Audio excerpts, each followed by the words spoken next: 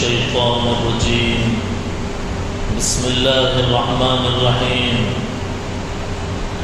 إن الصلاة كانت على المؤمنين كتابا موقوتا صدق الله العلي العظيم. وقال النبي عليه الصلاة والسلام صلوا كما رأيتموني أصلي أو كما قال عليه الصلاة والسلام. سبحان ربك رب العزة عما يصفون وسلام على المرسلين والحمد لله رب العالمين. اللهم صل على سيدنا محمد وعلى آل سيدنا محمد مبارك وسلم. اللهم صل على سيدنا محمد وعلى آل سيدنا محمد مبارك وسلم. اللهم صل على سيدنا محمد وعلى آل سيدنا محمد مبارك وسلم. بزرگان محترم، سامعین عالی وقار، ادب اور احترام کے لائق معزز حاضرین، دین فطرت کی علامت ہے نماز، سارے عالم کی عبادت ہے نماز، مومن کامل کی یہ معراج ہے،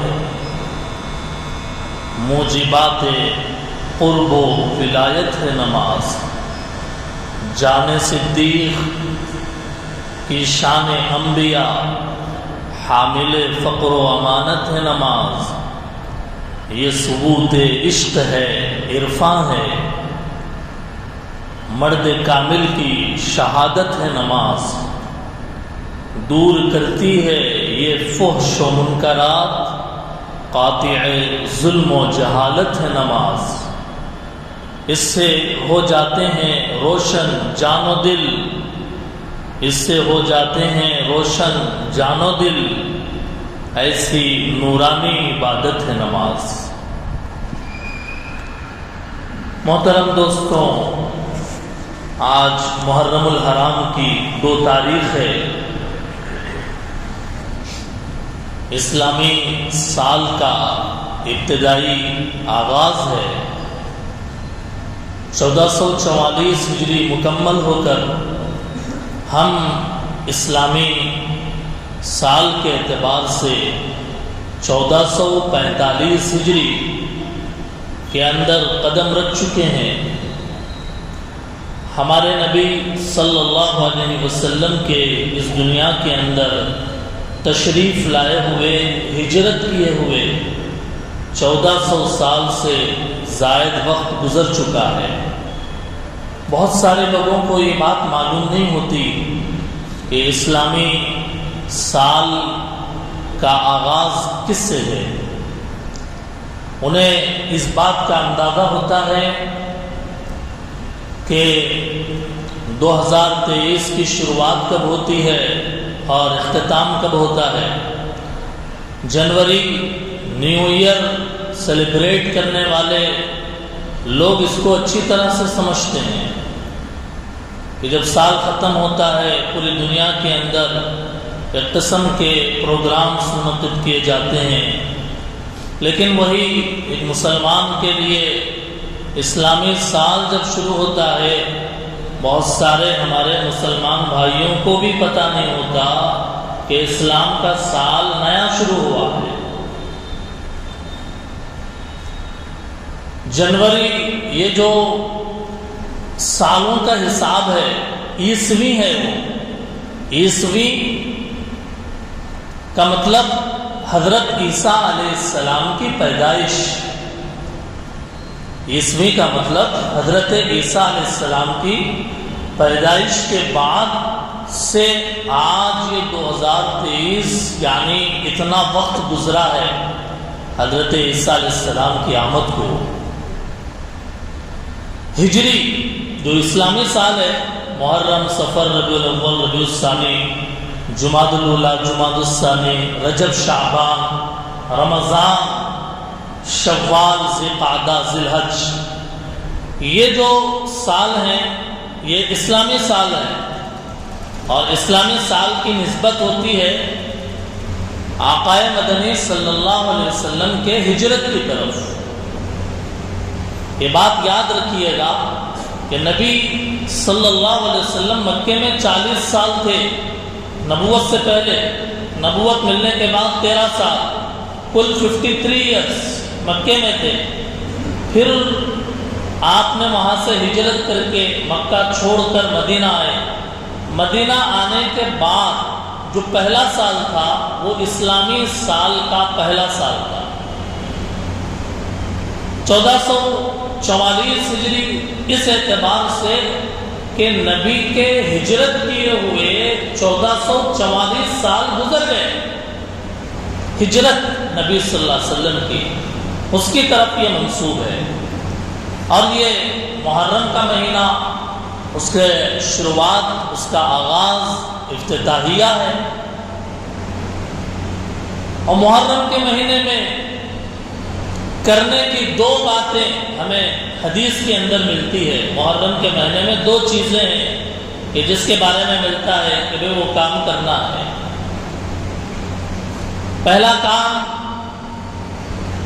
کہ محرم کے 10 محرم کو روزہ رکھنا، عاشورہ، اس دن روزہ رکھنا، اس سے بندے کے 1 سال کے گناہ معاف ہو جاتے ہیں۔ 10 محرم کب ہے؟ 10 محرم آئندہ ہفتہ، آئندہ ہفتے کو، یعنی نیکسٹ جمعے کے فرائیڈے کے بعد جو سیٹرڈے آئے گا اس کے اندر ہفتے کے دن گویا 10 محرم ہے۔ محرم کے مہینے میں کرنے کا پہلا کام کہ 10 محرم کو روزہ رکھا جائے، اور وہ روزہ یہودی بھی رکھتے تھے اللہ کے نبی کے زمانے میں۔ مسلمان کا کوئی کام غیروں کے طریقے کے مشابہ نہیں ہوتا۔ مسلمان اپنے اسلامی کلچر پر عمل کرتا ہے، عیسائیوں کے طریقے پہ، یہودیوں کے طریقے پہ، ہندوؤں کے طریقے پہ، کافروں کے طریقے پہ اس کو فالو نہیں کرتا، وہ فالو ہوتا ہے محمد رسول اللہ صلی اللہ علیہ وسلم کے طریقے کے مطابق، اسلام کے احکام پر عمل کرتا ہے وہ۔ جب یہودی بھی 10 محرم کو روزہ رکھتے تھے اللہ کے نبی کے زمانے میں، اللہ کے نبی نے فرمایا یہودی تو 1 دن روزہ رکھتے ہیں، تم 2 دن روزہ رکھو، تاکہ یہودیوں کی مخالفت ہو۔ یہودی جیسا کر رہے ہو ایسا تم نہیں کر رہے ہو، بلکہ وہ تو 1 دن رکھ رہے ہیں اور تم 2 دن رکھ رہے ہو۔ اس لیے کہا گیا کہ 2 دن روزہ رکھنا ہے۔ اب 2 دن میں آدمی کو اختیار ہے، 10 محرم سے 1 دن پہلے کا روزہ رکھے یا 1 دن بعد کا روزہ رکھے، 9 محرم کو روزہ رکھے اور 10 کو رکھے، یا اگر 10 کو رکھ رہا ہے 9 کو نہیں رکھ رہا ہے تو 10 کو رکھ کر 11 کو رکھ لے۔ بات سمجھ میں آ رہی ہے نا؟ 2 روزے رکھنا ہے، ایک روزہ تو شریعت کی طرف سے فکسڈ ہے، 10 محرم ہفتے کا روزہ پکا ہے، البتہ اس سے 1 دن پہلے اگر آپ چاہیں تو روزہ رکھ لیں، 9 محرم یا پھر 11 محرم کا روزہ رکھیں۔ پہلا کام یہ محرم کے مہینے میں کرنے کا ثابت ہے۔ دوسرا کام محرم کے مہینے میں کرنے کا یہ ہے کہ حدیث شریف کے اندر ہے کہ 10 محرم کے دن میں اپنے گھر والوں پر کھلے ہاتھ سے خرچ کرے، اپنے گھر والوں پہ کھلے ہاتھ، عام دنوں میں جیسے کھاتا ہے اس سے اچھا کھلائے۔ عید کے دن کیسا گزارتے ہیں؟ کچھ پکا لیتے ہیں اچھا گوشت اور اچھا کشادگی کرتے ہیں. 10 محرم کے دن جو پکوان ہو اپنے گھر والوں کو کھلائیں اور عمدہ کھلائیں. حدیث شریف کے اندر یہ بات آئی ہے. یہ 2 کام. فائدہ کیا ہے؟ 10 محرم کو جو اپنے اہل و عیال پر خرچ کرے گا اور خرچ کرنے میں وسعت برتے گا، اللہ سال بھر اس کے روزی میں برکت دیں گے اور رزق میں کشادگی دیں گے. یہ 2 باتیں محرم کے تعلق سے میں نے آج کے جمعے میں آپ کے ذہن میں رہنے کے لیے عرض کی ہے. ورنہ آئندہ جو جمعہ آ رہا ہے 9 محرم کا، وہ تو خاص ہوگا محرم کے مہینے کے فضائل کے تعلق سے.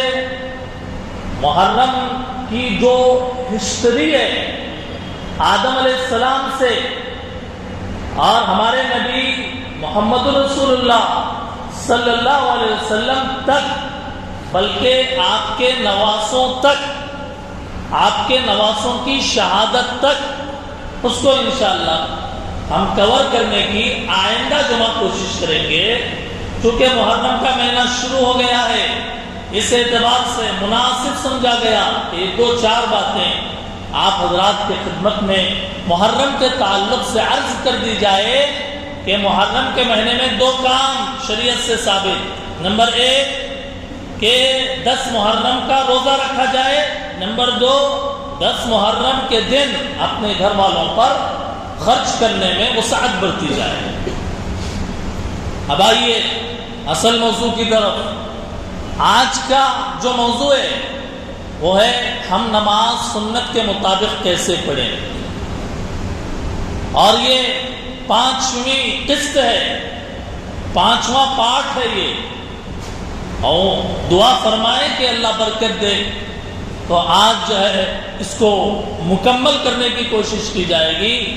ورنہ فرض نماز کے بعد کیا کرنا اور کیا پڑھنا، اس کے لیے ایک مستقل جمعہ چاہیے. فرض نماز کے بعد سلام پھیرنے کے بعد لوگ اٹھ کے چلے جاتے ہیں، حالانکہ فرض نماز پڑھنے کے بعد پڑھنے کی کچھ دعائیں ہیں. انشاءاللہ آگے اللہ تعالیٰ اگر توفیق دے تو اس کو بیان کریں گے. اس سے پہلے طہارت سے لے کر تکبیر تحریمہ، وضو اور غسل، شرائط نماز، فرائض نماز، ہاتھ کیسے اٹھایا جائے، کہاں تک اٹھایا جائے، کہاں باندھا جائے، اور ہاتھ باندھنے کے بعد کیا پڑھا جائے، سورہ فاتحہ اور ضم سورت، رکوع میں جانے تک کی بات اس سے پہلے کے جتنے پارٹ ہوئے ہیں اس کے اندر ریکارڈڈ ہیں اور محفوظ ہیں. اور جو حضرات پابندی سے آتے ہیں وہ اس چیز کو اچھی طرح سے سمجھیں گے. اب آئیے آگے. بندہ رکوع میں جا رہا ہے، ضم سورت پڑھ لیا اپنے نماز میں، ضم سورت پڑھنے کے بعد رکوع میں جا رہا ہے. رکوع میں جاتے ہوئے تکبیر کہتے ہوئے، اللہ اکبر کہتے ہوئے رکوع میں جھکے. ایسا نہیں ہے کہ پورا رکوع میں چلا گیا پھر تکبیر بول رہا، ایسا نہیں. بلکہ جیسے ہی ہاتھ چھوڑ دے تو اللہ اکبر کہتے ہوئے اس کی اللہ اکبر ختم رکوع میں ہونی چاہیے اور فوراً رکوع کی تسبیح پڑھنا شروع کرنا چاہیے.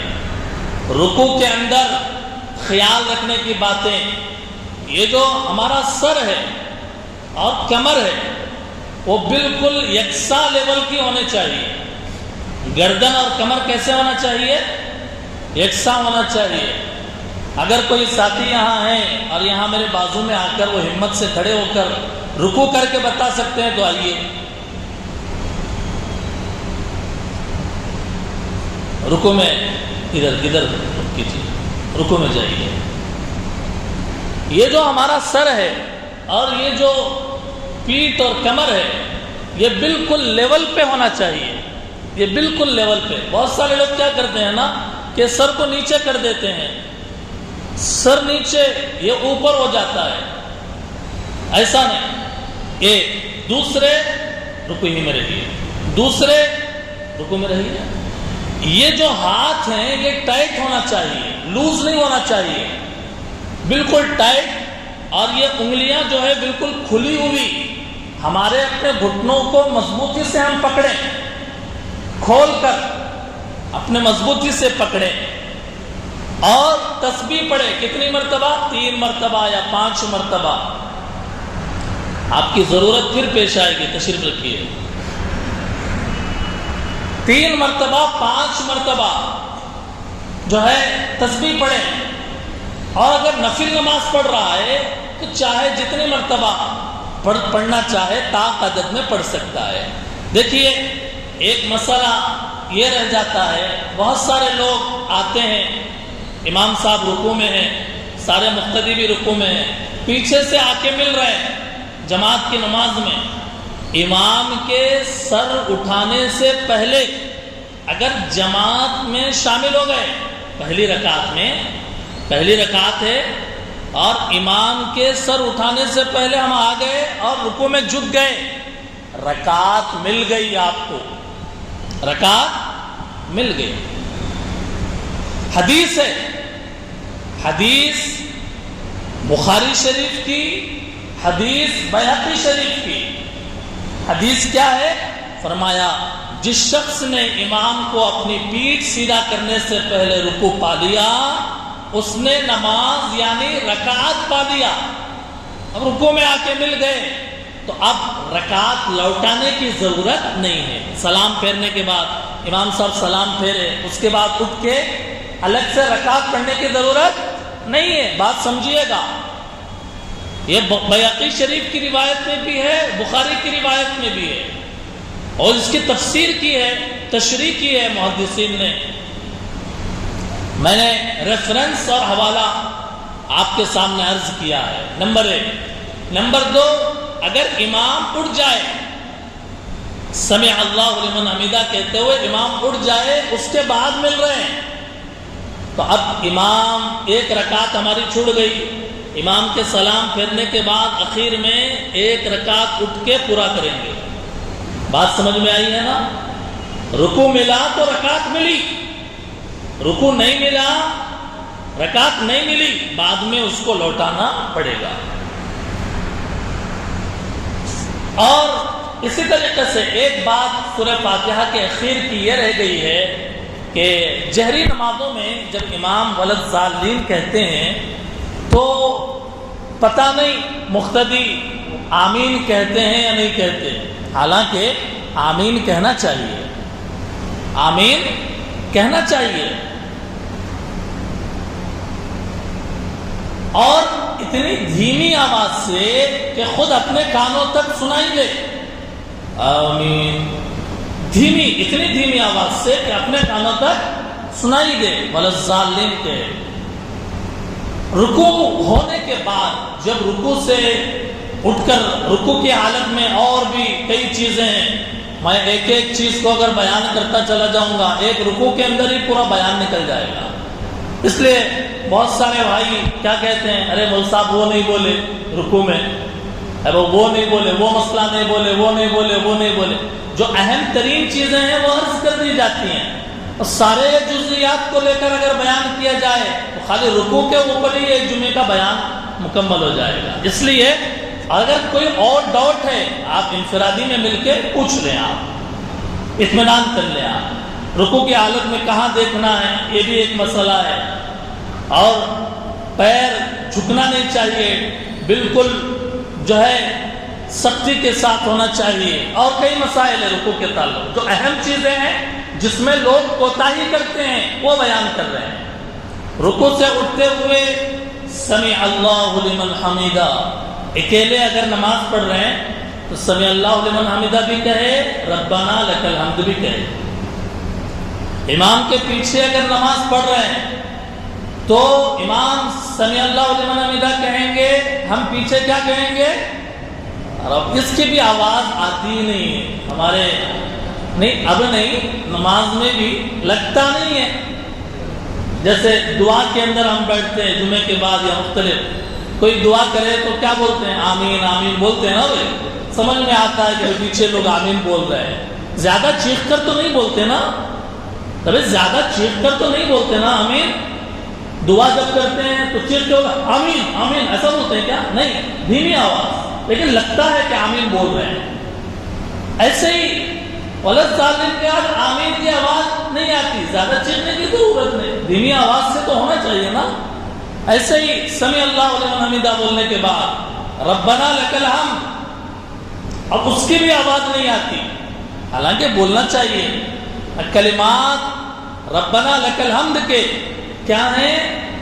ایک ربنا لک الحمد بول سکتے، بعض روایات میں ربنا ولک الحمد ہے، بعض روایات میں تھوڑی لمبی ربنا لک الحمد حمدا کثیرا طیبا مبارکا فی، یہ لمبی۔ آپ مختصر بول لیں تو بھی کافی ہے، اور اکیلے نماز پڑھ رہے ہیں، نفل نماز پڑھ رہے ہیں آپ، تو اس کے اندر بولیں آپ ربنا لک الحمد حمدا کثیرا طیبا مبارکا فی، ٹھیک ہے، آپ بول سکتے ہیں۔ تو اس کی گویا عادت ہونا چاہیے کہ بولے، انفرادی اگر پڑھ رہے ہیں تو اس کو ضرور بولیں آپ، اور اطمینان سے رکوع سے اٹھ کر اطمینان سے کھڑے ہوں۔ بہت سارے لوگ ہڑبڑی کرتے ہیں، پتہ نہیں کس چیز کی جلدی ہوتی ہے، ہڑبڑی کرتے ہیں، رکوع سے اٹھے گی نہیں، پھر ڈھنگ سے سجدے کے اندر جھک گئے۔ اگر رکوع سے اٹھ کر کھڑے ہونے کو قوما کہتے ہیں، کیا کہتے ہیں؟ قوما۔ اطمینان ضروری ہے، واجب ہے۔ اگر جلدی سیدھے کھڑے ہوئے بغیر سجدے میں گئے، سجدہ سہو واجب ہوگا،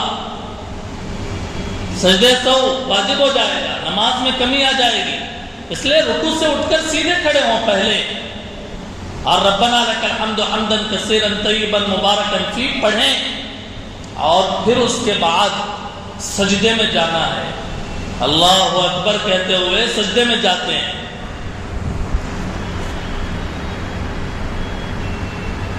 کہتے ہیں کہ جب سجدے میں آدمی جائے، اچھا ایک بات رکوع سے پہلے رفع یدین کی ہے، ہاتھ اٹھانے کی ہے۔ جب قیام سے رکوع میں جا رہے ہیں ہاتھ یوں اٹھایا جاتا ہے۔ حنفیہ امام ابو حنیفہ رحمۃ اللہ علیہ کی تحقیق کے مطابق نماز کے اندر صرف ایک مرتبہ رفع یدین ہے، ہاتھ اٹھانا ہے، وہ ابتدائی نماز میں تکبیر تحریمہ کے بعد، اس کے بعد پوری نماز میں کہیں بھی رفع یدین نہیں ہے، امام اعظم ابو حنیفہ رحمۃ اللہ علیہ کے تحقیق کے مطابق۔ دلیل کیا ہے؟ امام اعظم ابو حنیفہ رحمۃ اللہ علیہ کے پاس دلیل کیا ہے؟ دلیل یہ روایت ہے نسائی شریف کی، ابو داؤد شریف کی، عبداللہ بن مسعود رضی اللہ تعالیٰ عنہ نے کہا کہ کیا میں تمہیں رسول اللہ صلی اللہ علیہ وسلم کے جیسی نماز پڑھ کر نہ بتاؤں؟ حاضرین سے پوچھا، کہا بتائیے۔ تو عبداللہ بن مسعود نے نماز پڑھی اور پہلے تکبیر تحریمہ کے لیے ہاتھ اٹھایا، پھر پوری نماز میں کبھی بھی ہاتھ نہیں اٹھایا۔ پتہ یہ چلا امام اعظم ابو حنیفہ رحمۃ اللہ علیہ کی تحقیق کے مطابق کہ صرف ابتدا میں رفع یدین ہے، اس کے بعد نہیں ہے۔ روایتیں اور بھی ہیں، اس سے انکار نہیں ہے، لیکن وہ پہلے کی ہو سکتی ہیں۔ عبداللہ بن مسعود جو کہتے ہیں کہ آخری زمانے میں نبی جس طریقے سے نماز پڑھتے تھے وہ میں تم کو بتا رہا ہوں، اور یہ طریقہ بتایا، ایک روایت۔ دوسری روایت معجم الشیوخ اور مسند ابو یعلا میں ہے، عبداللہ بن مسعود فرماتے ہیں کہ میں نے حضرت عمر، حضرت ابو بکر کے پیچھے نماز پڑھی، وہ سب شروع نماز کے علاوہ اپنے ہاتھوں کو نہیں اٹھاتے تھے تکبیر تحریمہ کے لیے۔ تو یہ دلیل ہے امام اعظم ابو حنیفہ رحمۃ اللہ علیہ کی۔ پتہ یہ چلا کہ جو لوگ رفع یدین نہیں کرتے اور صرف ایک مرتبہ ہاتھ اٹھاتے ہیں، رکوع میں جاتے اور اٹھتے وقت ہاتھ نہیں اٹھاتے، ان کا عمل بھی حدیث کے مطابق ہے، کیونکہ حدیث ابو داؤد نسائی کی، مسند الشیوخ اور مسند ابو یعلا کی میں نے ابھی آپ کو عرض کی ہے سامنے کہ اس کے اندر صاف ہے ابو بکر عمر رضی اللہ کے نبی کا عمل اور آپ کی نماز۔ اب جو روایات اور ہیں جس کے اندر رفع یدین کا ذکر ہے، محدثین نے اس پر کلام کیا ہے. یہ فن حدیث کا ٹاپک ہے. وہ بھائی کئی حدیثیں ہوتی ہیں, اس کو سمجھنا پڑتا ہے. وہ فن حدیث, ماہرین حدیث اور ائمہ حدیث, فقہا اس کو بیان کرتے ہیں.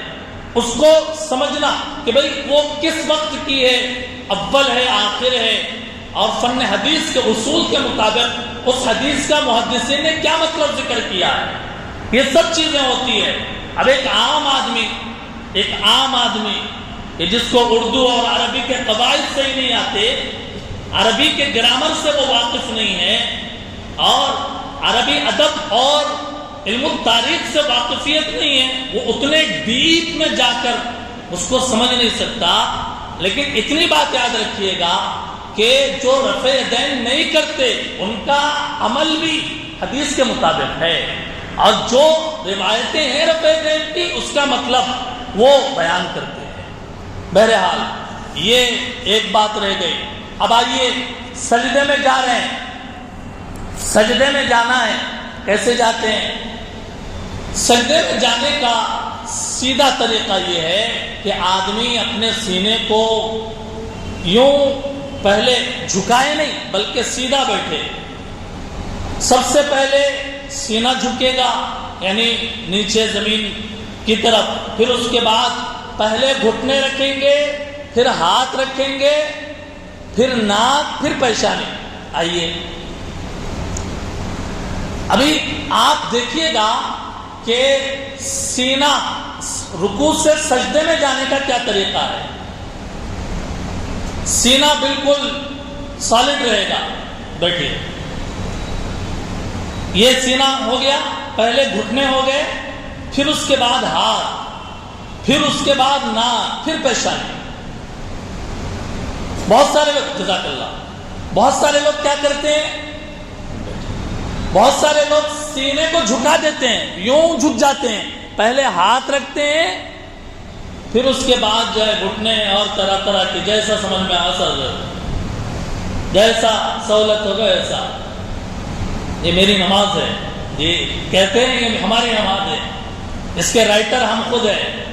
حدیث کے اندر جو آیا کہ اس کے اندر جو طریقہ بتایا گیا, پہلے سینے کو جھکانا نہیں ہے, سیدھے پہلے زمین پہ پہلے گھٹنے رکھیں گے, 2 گھٹنے, 2 ہاتھ رکھیں گے, اور یہ جو یہ 2 ہاتھوں کی ایک انگوٹھا ہے, کانوں کی لو اس کے محاذات میں ہونا چاہیے, برابر میں. سجدے میں ہم جب سر رکھیں تو کان کی لو اور یہ انگوٹھا اس کے برابر میں ہونا چاہیے, اور یہ کونیوں کو زمین پر نہیں لگانا چاہیے, اور اس کو بازوؤں کو پیٹ سے نہیں لگانا چاہیے.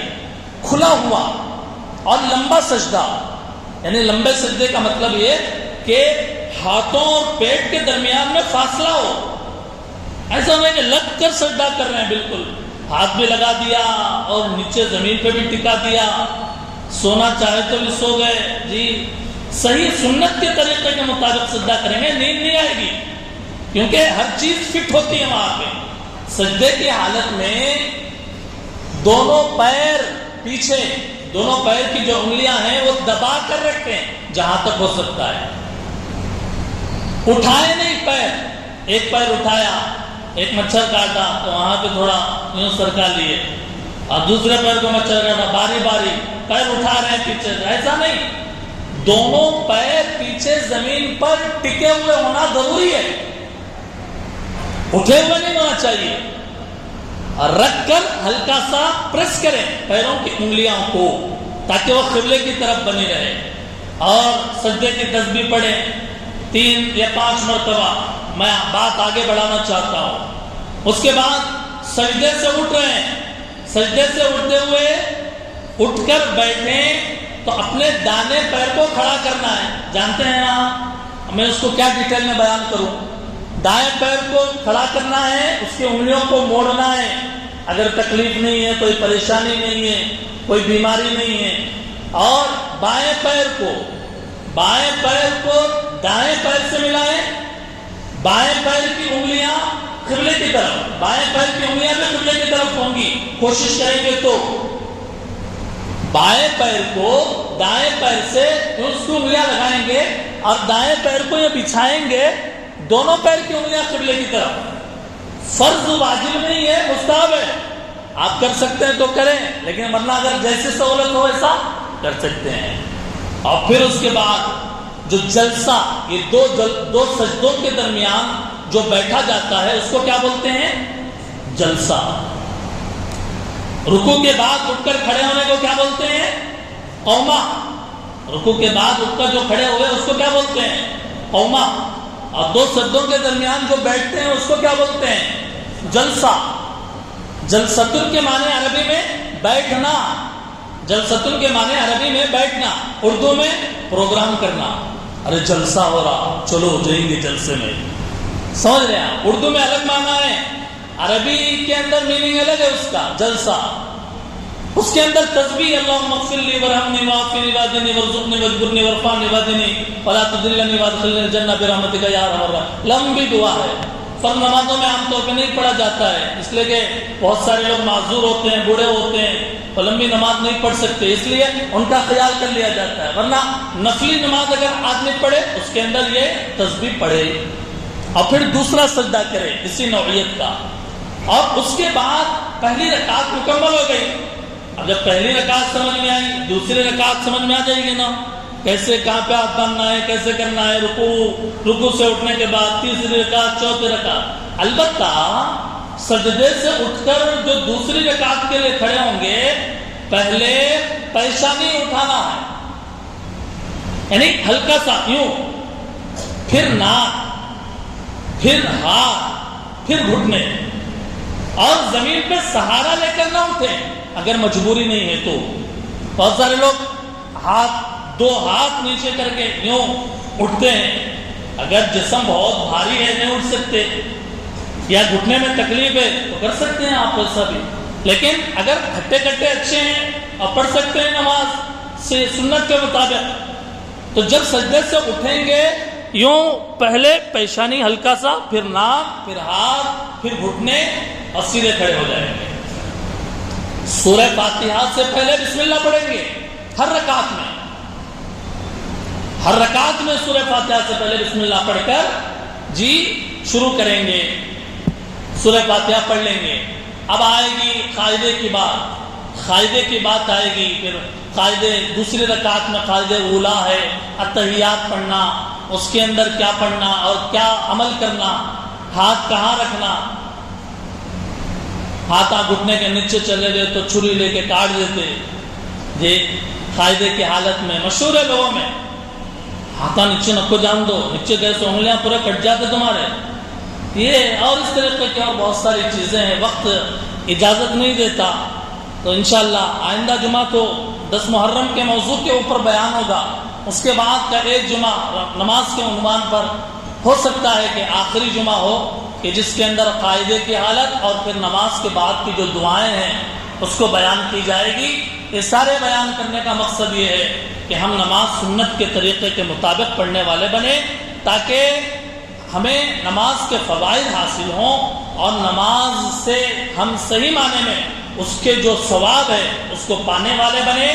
خلاف سنت نماز پڑھنے سے آدمی کو ثواب نہیں ملتا ہے اور آدمی ثواب سے محروم ہوتا ہے، مکروہات کا مرتکب ہوتا ہے۔ تو یہ چیزیں بیان کی گئی ہے۔ آخر میں اپنی بات ختم کرنے سے پہلے پھر میں آپ کو عرض کرتا ہوں کہ محرم کی آج 2 تاریخ ہے، محرم الحرام کے مہینے میں کرنے کے 2 کام کہ یوم عاشورہ 10 محرم کا روزہ اور عاشورہ کے دن اپنے اہل و عیال کے اوپر وسعت برتنا، وسعت کے ساتھ خرچ کرنا، یہ 2 چیزیں ثابت ہے شریعت سے، اور اس کے علاوہ جو چیزیں ہوتی ہیں وہ محل غور ہے اور وہ لوگوں کی اپنی اپنی خیالات اور اپنا اپنا چلن ہے۔ واللہ اعلم بالصواب۔ تفصیل انشاءاللہ آئندہ جمعہ بیان کی جائے گی۔ اللہ تعالی ہم سب کو اپنے مرضیات پر چلنے کی توفیق عطا فرمائے۔ وآخر دعوانا ان الحمد للہ رب العالمین۔